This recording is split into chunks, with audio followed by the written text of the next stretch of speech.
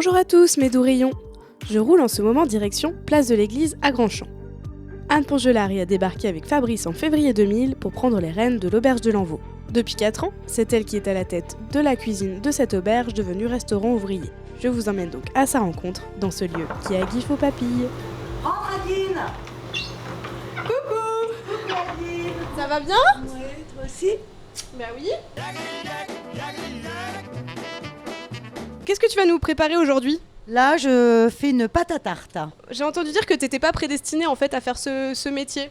Non, à la base, j'étais partie dans des études de langue étrangère appliquée. J'ai habité un petit peu en Allemagne et lorsque j'ai rencontré mon époux, on s'est lancé, on va dire, dans la restauration. Pour toi, c'est une passion tout ça de faire des petites recettes avec des produits frais Alors, je suis venue à la restauration quand on est arrivé à Grandchamp. Parce que au départ, j'étais plus bar et accueil. Et on a eu besoin d'un mi-temps cuisine. Donc, je suis partie me former. Et en 1 an, j'ai passé mon CAP de cuisinier. Et maintenant, ça fait 4 ans que j'ai pris les rênes de la cuisine de l'auberge. Quels sont les avantages du métier, les difficultés que tu rencontres au quotidien ou dans ta vie même personnelle à cause du métier ? Les avantages, c'est moi dans ma cuisine de pouvoir faire ce que j'ai envie de faire et de cuisiner tous les jours. Comme je mets en place un menu pour 60 personnes, je compose 3 plats.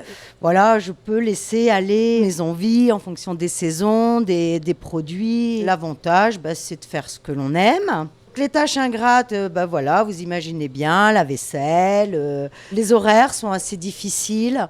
Au moment du service, il y a souvent beaucoup de pression, donc il faut savoir un petit peu canaliser tout ça. Mais je prends beaucoup de plaisir. Tu dis jamais de gros mots, tout ça en cuisine, évidemment. Si, souvent, je râle. Et même des fois après les clients, mais il ne faut pas le dire.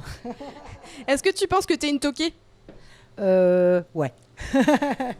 Au sens propre comme au sens figuré ? Les deux, vraiment les deux. J'ai l'impression que tu es une personne qui croque la vie à pleines dents, qui aime bien les rencontres, qui aime bien les gens, tout ça. J'adore ça. D'ailleurs, moi j'ai fait 20 ans de bar, on va dire, avant d'être enfermée dans ma cuisine. C'est un métier riche de rencontres. Voilà, c'est nourrissant. Moi je nourris les gens, mais je me nourris aussi. Quelles sont les évolutions d'ailleurs que tu as vues par rapport aux relations avec les gens ? On va dire en 20 ans, 25 ans, ça a quand même beaucoup changé. Au départ, les gens fréquentaient plus les bars. Je dirais avant le téléphone portable peut-être, parce que c'est un lieu de rendez-vous. On rentrait au village, on faisait le tour des bistrots pour retrouver ses potes. Aujourd'hui, on s'appelle plus facilement. Dis donc Anne, en te regardant faire comme ça, je mettrais bien la main à la pâte. Eh bien écoute, avec plaisir Adeline. Écoute, on va faire maintenant une pâte sucrée.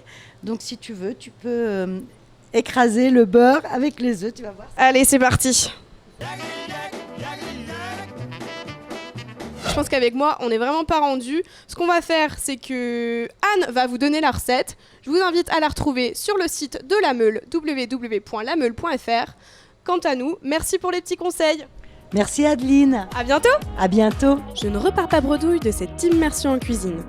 En la quittant, Anne me glisse du pesto vert et de la confiture d'abricot maison que je vais m'empresser de déguster. À très bientôt mes petits rayons.